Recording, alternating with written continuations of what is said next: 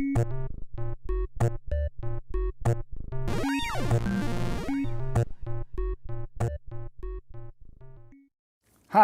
my name is Massimo Banzi, and I like to make stuff. So today we're here to look at another project from our Arduino starter kit.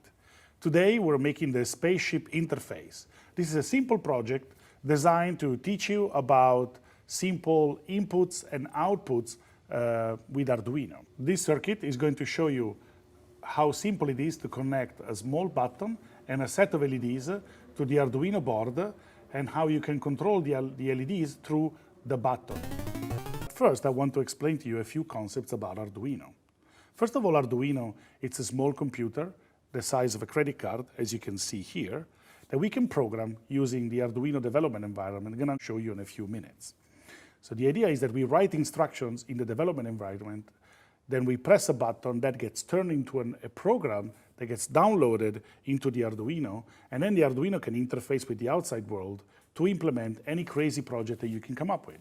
So this project is very simple. We have a button connected to pin number 2 on the Arduino, and then we have 3 LEDs connected to pin 5, 4, and 3 of the Arduino.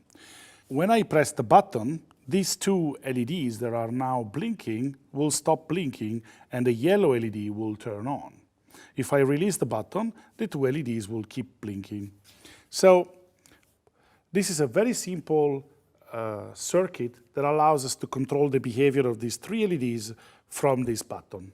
Let's have a look at the code that we need to implement this behavior. At the beginning of the code, we have this line that says const int red LED 1 equal 5.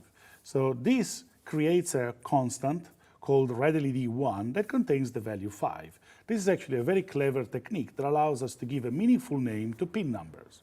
So throughout the code, I don't have to use numbers, but I can use red LED 1 to remember that that particular pin is associated with the first red LED.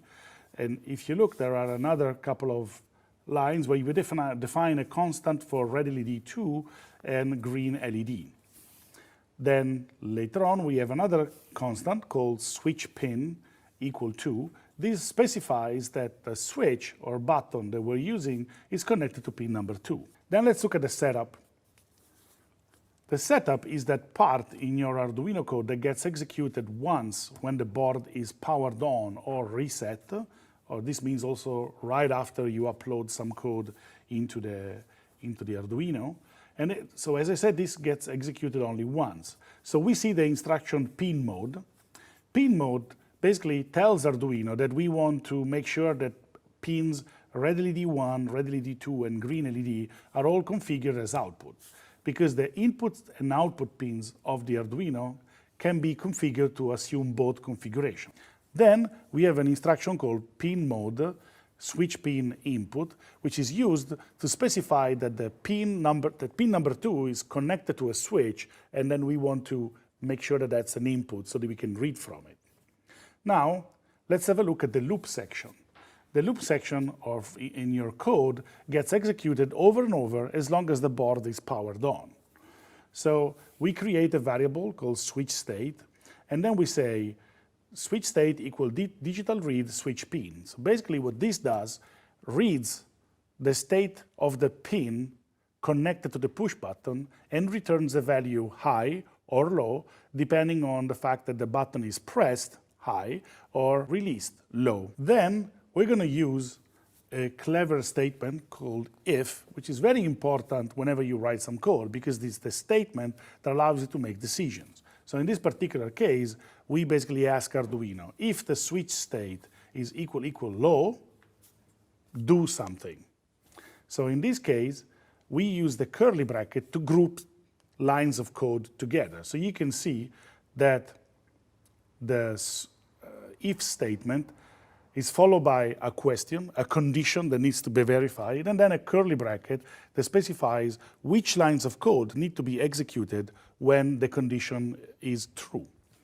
In this case, switch state equal low basically says if the button is not pressed, and then we follow that with a series of digitalWrite statements that are used to turn on and off the LEDs and to implement this particular blinking behavior. After that, we have a delay of 250 milliseconds, followed by a short blink cycle that happens on the other red LEDs. So the instructions that you see in this section of the if statement are used to implement this blinking behavior that you see here. Afterwards, there's a statement called else.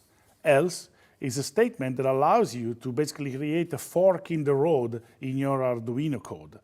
With if, you can say, if something is true, execute this piece of code, and else says, if that condition is not true, then execute this other piece of code. So you can have two different parts of your code that gets executed depending on the condition, if that condition is true or false. In this case, when the button is pressed, then we use two digitalWrite to turn off the red LEDs, and we use one digitalWrite, green LED high, to turn on the green or yellow LED like we have here. So if I press the button, the LED turns on. If I release the button, the LEDs are blinking. So this is all the code that we need in order to implement this behavior.